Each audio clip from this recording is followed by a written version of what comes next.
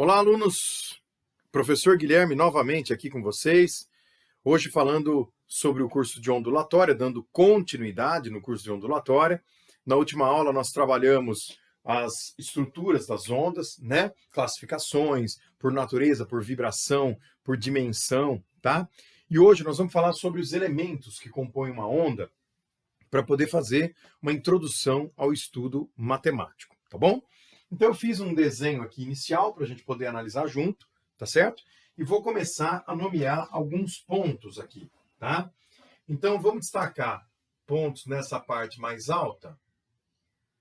Então eu teria aqui um ponto A, aqui um ponto B, aqui embaixo pontos C e D, tá joia? Eu gostaria também de destacar com vocês alguns pontos ao longo dessa linha pontilhada aqui também, tá? Então vamos colocar aqui, ó, pontos E, F, G e H. Tá legal?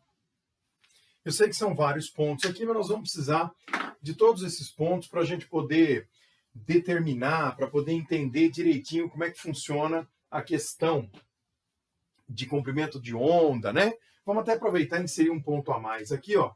Assim fica mais fácil da gente poder enxergar alguns detalhes. Vamos por o último aqui, que seria o ponto I. Não vamos deixar ele de fora, né? Tá bom? Então vamos lá. Moçada, a primeira coisa. Essa linha que está cortando aí a onda, nós chamamos de nível de equilíbrio.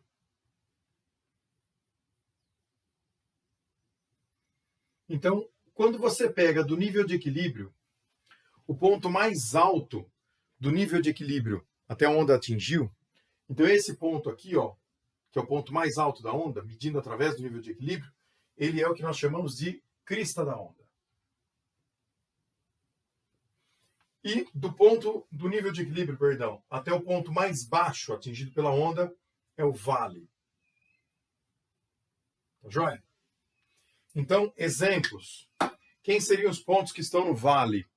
Pontos C e D.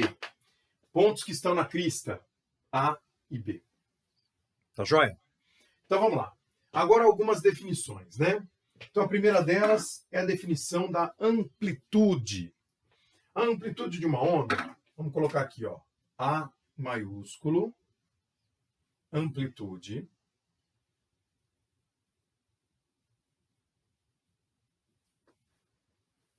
Eu vou definir a amplitude com vocês como sendo a distância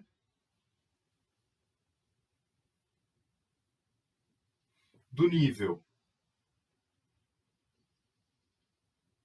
de equilíbrio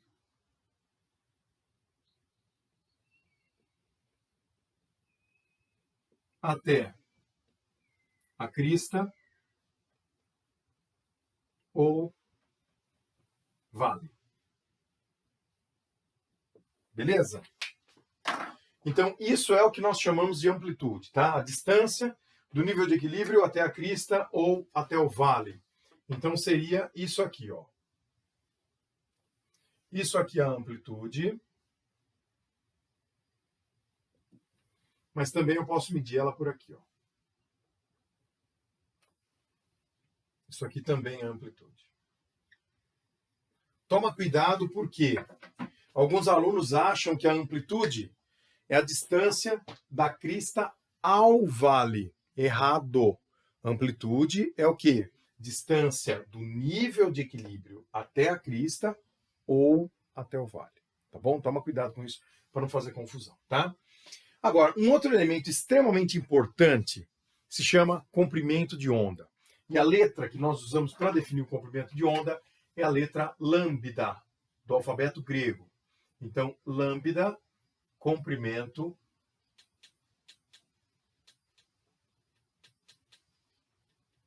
de onda. Moçada, não que esteja errado, tá? Mas eu vejo muito por aí o pessoal definindo o comprimento de onda como sendo a distância entre duas cristas consecutivas. Tá bom, essa definição vale, né? Entretanto, eu gostaria que vocês entendessem o comprimento de onda de uma maneira um pouco diferente, tá? Então, nós vamos definir o comprimento de onda como sendo a distância entre dois pontos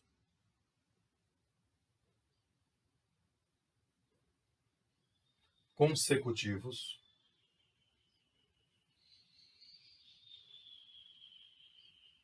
que oscilam em concordância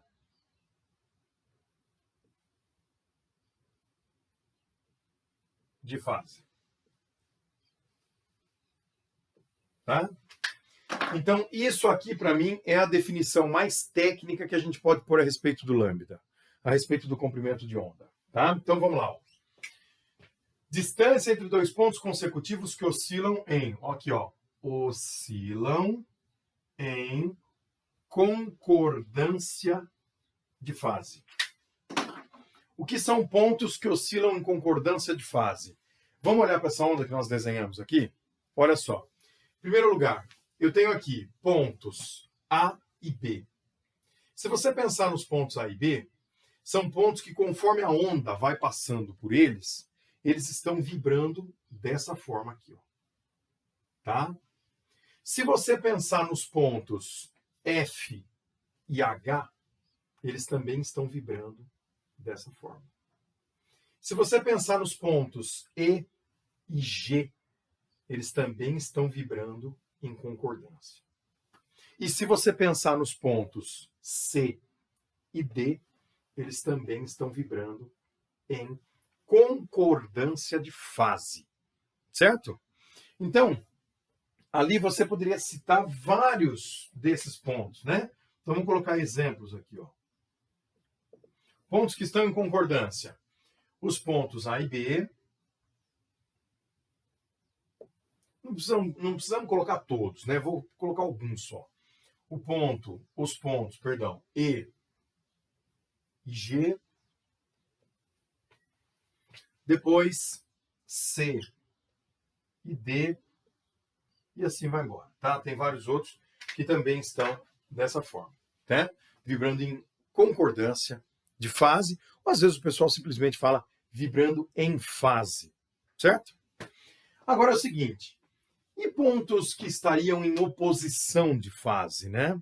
Se você pensasse em pontos em oposição de fase, vamos pôr como observação, tá? Só para a gente poder entender essa questão aí do lambda.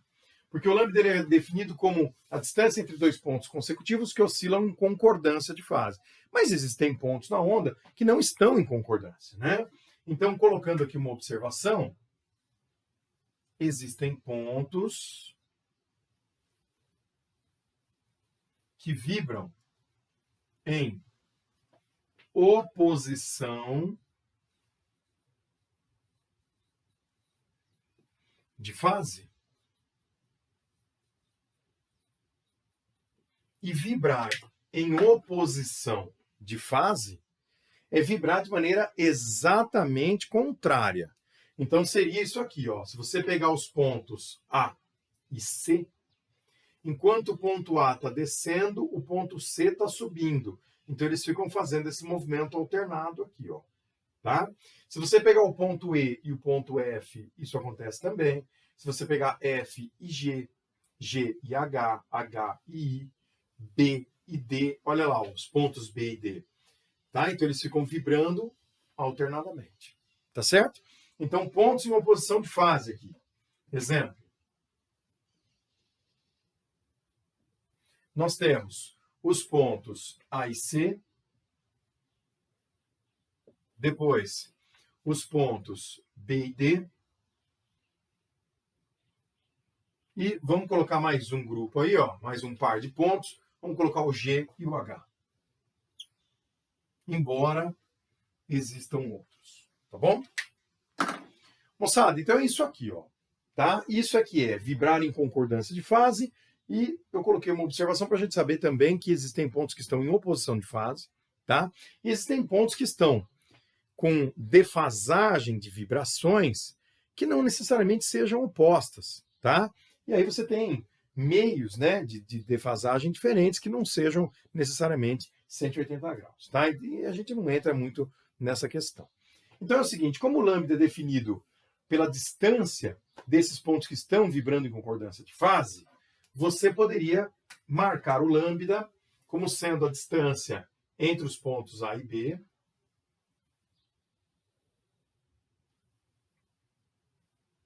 Então aqui eu tenho um comprimento de onda, lambda, tá? Eu posso marcar a distância entre os pontos E e G, como eu coloquei ali, ó. Então se eu colocar a distância entre os pontos E e G, aqui nós também temos um lambda. E também posso colocar a distância entre os pontos C e D como sendo de um comprimento de onda. Tá? Poderia ter selecionado outros pontos, o G e o I, também há entre eles um lambda, e assim por diante. Tudo bem? Então essa é a parte inicial. Nós temos que conhecer o que são pontos que estão vibrando em concordância de fase, o que são pontos que estão em oposição, o que é um comprimento de onda, o que é a amplitude da onda, crista, vale, tudo isso são elementos das ondas que são importantes para a gente poder entrar na parte matemática depois, tá certo? Então eu vou dar um tempinho aqui para que vocês possam fazer as suas anotações e agora nós vamos discutir a equação fundamental, tá? Equação fundamental da ondulatória. Mas para isso, eu vou dar aquele minutinho para vocês se organizarem com as anotações, beleza? Muito bem. Meus queridos, então é o seguinte, eu vou fazer agora uma análise para equação fundamental, então eu vou apagar essa estrutura aqui e nós vamos dar sequência nessa análise toda, tá? Vamos lá. Agora pensando na parte matemática, entrando com a equação fundamental da ondulatória.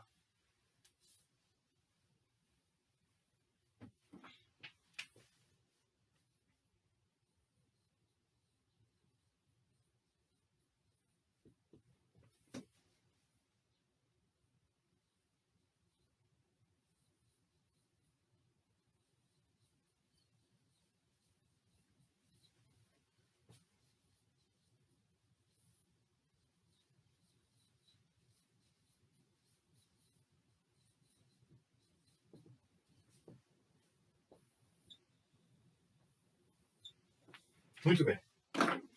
Meus amigos, que em breve estarão nas melhores universidades desse país, equação fundamental da ondulatória. Vamos fazer o desenho de uma onda aqui.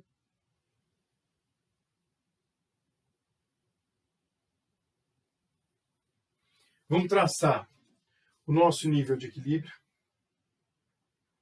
Eu gostaria de supor que essa onda esteja se propagando para a direita.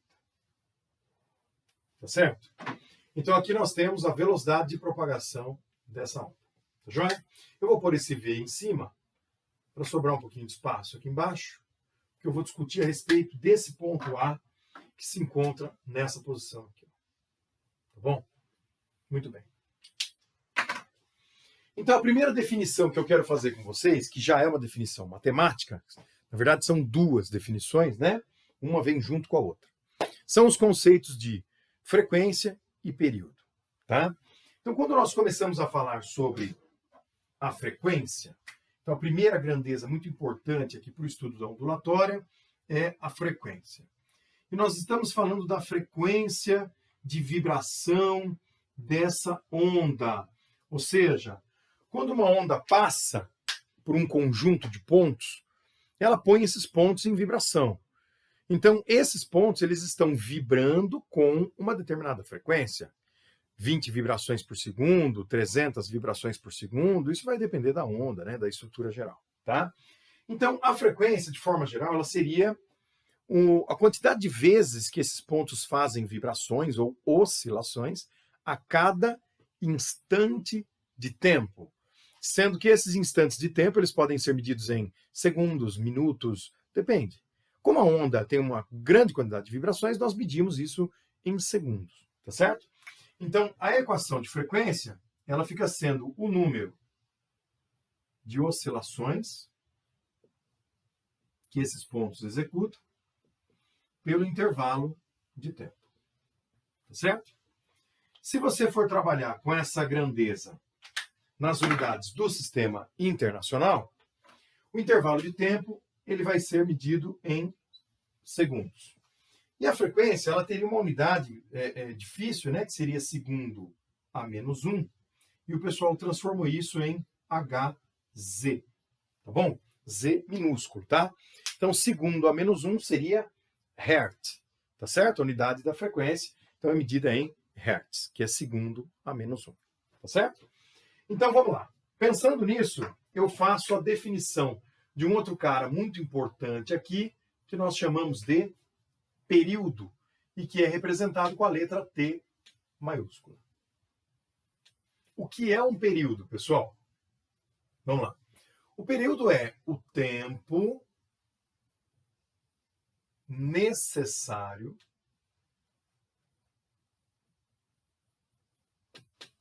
para uma oscilação completa. Tá joia? Tempo necessário para uma oscilação completa. Tá? Bom, se você tentar encaixar essa ideia no conceito de frequência, você enxerga uma relação muito importante que nós usamos muito na ondulatória, que é isso aqui, ó. Vamos fazer o cálculo da frequência pensando em apenas uma oscilação. Então você está analisando lá um conjunto de pontos e esses pontos executam uma única oscilação. Eu vou calcular a frequência pensando nessa situação de uma única oscilação. Então a frequência seria quantas oscilações? Olha lá, o número de oscilações. Que número que eu vou pôr? Número 1. Né? Então eu tenho uma oscilação. Qual é o intervalo de tempo necessário para você ter uma oscilação? É o período. Então, a hora que nós fazemos a análise da frequência para uma oscilação, sai uma relação extremamente importante de que a frequência é o inverso do período, o período medido em segundos, e aí a frequência medida em hertz, do jeito que nós vimos aqui atrás, tá? Agora, se você inverter essa equação, né, joga o período multiplicando em cima, puxa a frequência para baixo, você tem que o período ele pode ser escrito como o inverso da frequência. E as unidades de medida são as mesmas, tá? Então, a frequência entrando em hertz faz com que o período esteja em segundos. Tudo bem? Então, essa é uma base muito importante, uma base matemática muito importante para a construção da equação fundamental, que é o que nós vamos ver agora, tá? Então, vou dar um minutinho aqui, se vocês quiserem se organizar com as anotações, fiquem à vontade.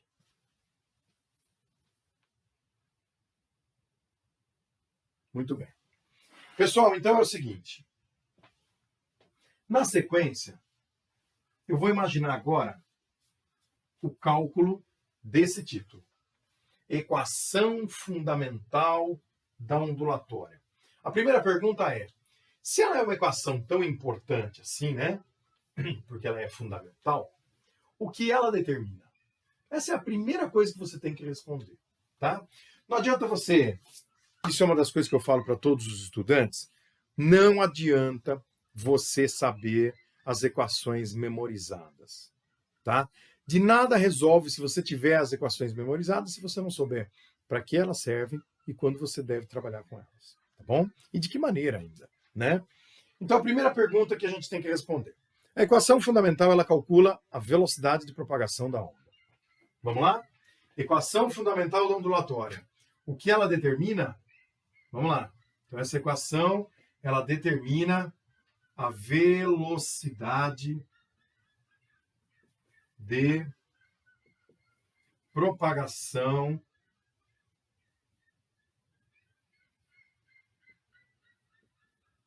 da onda. Beleza? Ó, os passarinhos estão dando um show para vocês aí no fundo, hein? Não sei se vocês estão ouvindo, mas vamos lá. Então é o seguinte, turma. Essa velocidade de propagação da onda, que é o que a gente quer determinar aqui, a primeira pergunta que nós temos que responder: essa velocidade é constante ou é variável? Né? Porque se a velocidade for constante, nós vamos por um caminho. Se a velocidade for variável, nós vamos por outro. Tá? Se a velocidade da onda depende do meio no qual essa onda está se propagando, se você tiver um meio homogêneo, isotrópico, tá certo? Então isso faz com que essa onda tenha velocidade de propagação constante.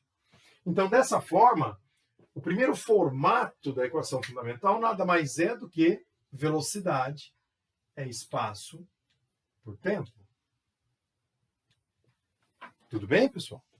Tá? Agora, nós vamos fazer o cálculo dessa velocidade também pensando em uma oscilação. E agora eu quero recorrer à figura que nós construímos aqui. Vamos lá? Se essa onda executar uma oscilação completa, os pontos, por exemplo, esse ponto A, para que ele possa fazer uma vibração por completo, quanto que a onda tem que se propagar? Isso é uma coisa muito difícil do estudante entender. As pessoas acham que o ponto A está indo embora junto com a onda. E isso não está acontecendo.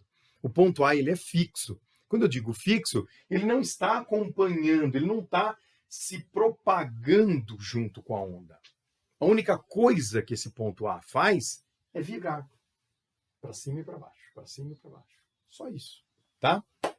Mas é muito difícil o estudante visualizar, né? Então eu vou fazer aqui um mecanismo que serve apenas para o entendimento. Não deve ser levado como uma verdade absoluta, porque senão você vai, se você colocar isso como resposta numa prova de vestibular, por exemplo, você corre o risco de ter até a sua questão anulada, tá? Então é o seguinte, se você, ao invés de imaginar a onda se movimentando, imagine que isso aqui fosse como uma montanha-russa, por exemplo, e o ponto A fosse uma bolinha, tá certo? Para que esse ponto A fizesse uma oscilação completa, então essa bolinha ela teria que descer aqui por esse trajeto e subir novamente até retornar a este ponto aqui.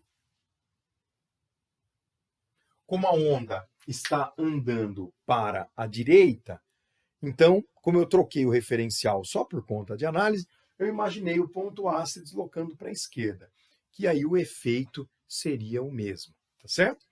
Então, nessa imaginação, né, de você pensar que a onda, como se fosse uma montanha-russa estática aqui, e aí a bolinha A que estaria se movimentando ao longo dessa montanha-russa, então para essa bolinha fazer uma oscilação completa, ela teoricamente teria que se deslocar até esse ponto em vermelho aqui, tá certo? Então, não é isso, nós sabemos que não é isso que acontece, mas esse foi só um mecanismo para você entender o seguinte, que para este ponto A fazer uma oscilação completa, a onda tem que se deslocar de maneira que esse ponto aqui venha parar em cima do ponto A. Então, aí a partir desse pensamento, eu gostaria que vocês enxergassem que para que a onda fizesse os pontos executarem uma oscilação completa, essa onda teria que se deslocar esse tanto aqui, ó. Só um momento.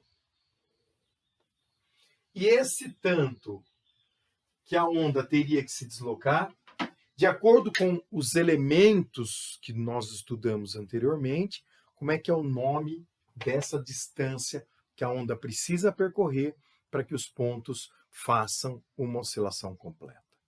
O nome dessa distância é lambda, comprimento de onda. Então, se você pensar em uma oscilação, você pode substituir o ΔS pelo lambda. E aí, o intervalo de tempo, como é que é o nome dele? Intervalo de tempo para uma oscilação completa. O nome desse cara é período. Então, eu troco aquele ΔT pelo período.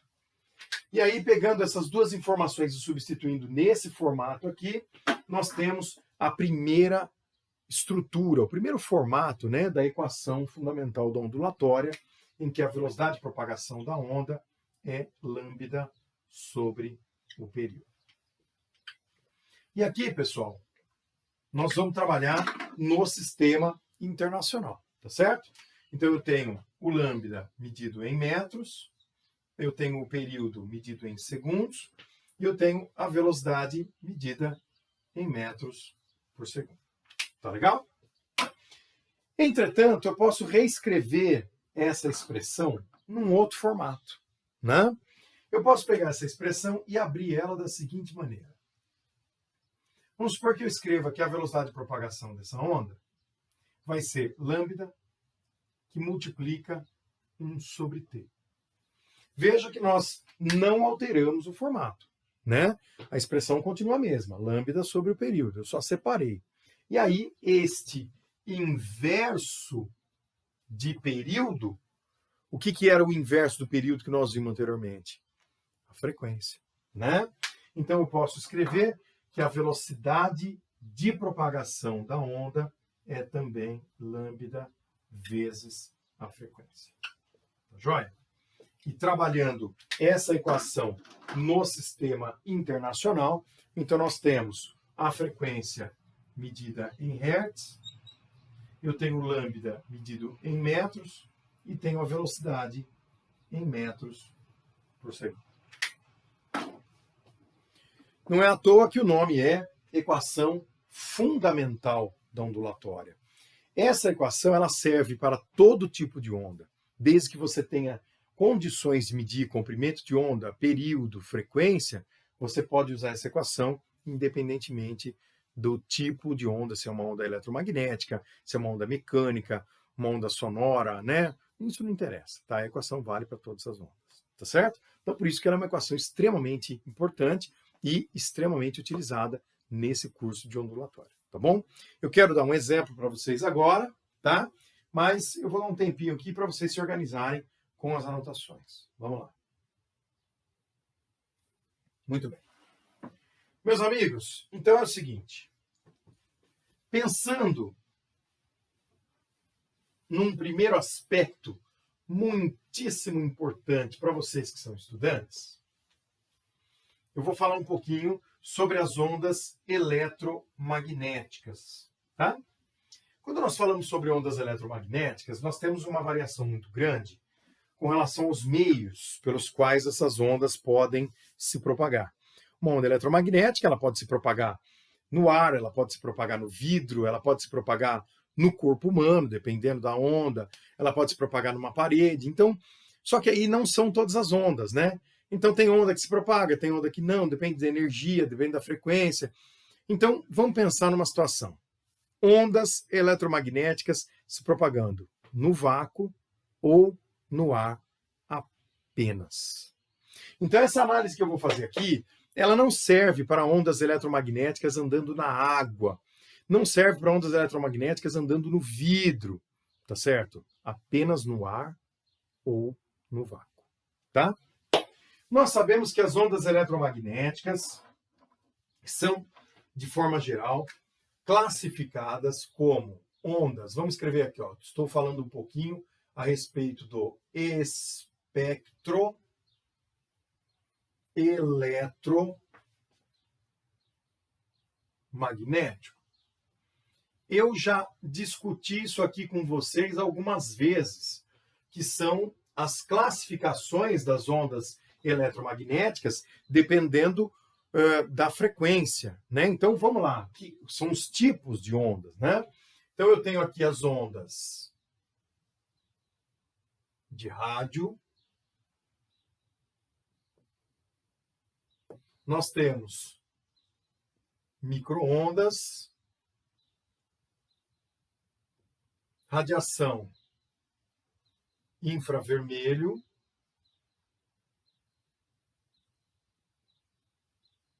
aí nós entramos na região do visível, luz visível.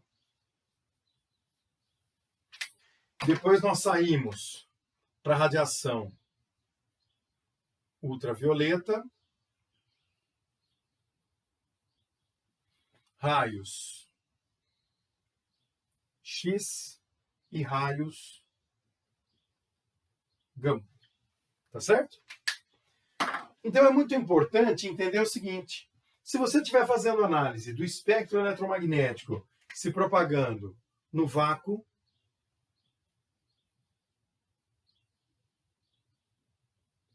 ou se propagando no ar. Pergunta importante. O que é que nós, pessoal, podemos afirmar com relação a essas ondas, se elas estiverem se propagando no vácuo ou se estiverem se propagando no ar? Todas, desde a onda de rádio, passando pelo infravermelho, visível, todas possuem a mesma velocidade de propagação. Tá certo? Essa velocidade que nós aproximamos para 300 mil quilômetros por segundo, 299, 792, não sei o que, aproximadamente 300 mil quilômetros por segundo, é a velocidade que todas possuem se estiverem se propagando no vácuo ou no ar. Tá certo? Então, sendo esta velocidade de propagação dessas ondas uma velocidade constante, que nós chamamos de C minúsculo, né? Então, esse C minúsculo em ótica, nós já estudamos diversas vezes, é o 3 vezes 10 elevado à oitava metros por segundo, ou 3 vezes 10 à quinta metros por segundo, quilômetros por segundo, perdão. Bom, o que tem de importante nisso nesse momento? Que se você pegar a equação fundamental da ondulatória, V é igual a lambda vezes F, nós temos aqui uma constante na velocidade. Então, essa velocidade de propagação ela é constante. E se a velocidade de propagação é constante, a pergunta que eu faço para os senhores é: qual a relação matemática que nós temos aqui?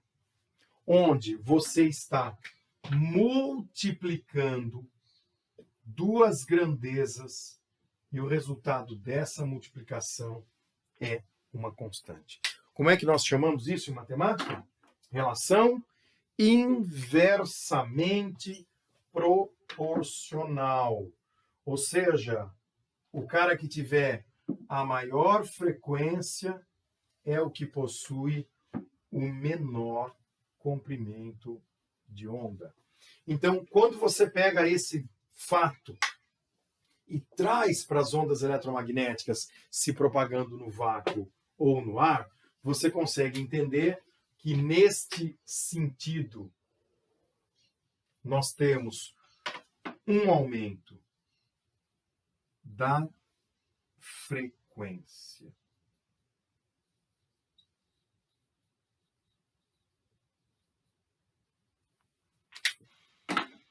E que neste sentido nós vamos ter um aumento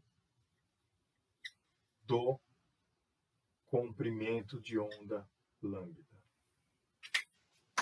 Então, a onda que possui a maior frequência é a que tem o menor comprimento de onda. Porque isso aqui é uma relação inversamente proporcional. Faz sentido, não faz, turma? Porque se você pensar num raio gama, o raio gama é aquele que vibra muito. Não que a onda seja exatamente essa, mas se você desenhar uma onda que tem grande vibração, então você percebe que essa onda, vamos marcar aqui em vermelho, ó, olha como é pequenininho o comprimento de onda, tá vendo? Não dá nem para enxergar direito, né? Agora, se você pegar uma onda que vibra pouco, que tem uma baixa frequência, que seria, por exemplo, uma onda de rádio, então você teria uma onda grandona, bem longa aqui assim, e se você for medir o comprimento de onda dessa onda, você já percebe que ele é grande. Então nós temos aqui um lambda grandão e uma frequência pequenininha, uma baixa frequência. Olha quantas oscilações ela faz, né? Agora aqui não, ela faz muitas oscilações, e aí, consequentemente, o comprimento de onda fica pequenininho, tá? Então, essa análise pode ser prevista por essa equação. E essa equação ela ajuda a gente em vários outros aspectos, né? Por exemplo, na questão do som, na definição do que nós entendemos como sendo infrassom, do que é ultrassom, né? O ouvido humano ele só consegue captar uma faixa de frequências. As frequências audíveis para nós, elas variam aproximadamente de 20 até 20 mil Hz. Então, abaixo de 20 Hz, nós temos os infrassons, e acima de 20 mil Hz, os ultrassons.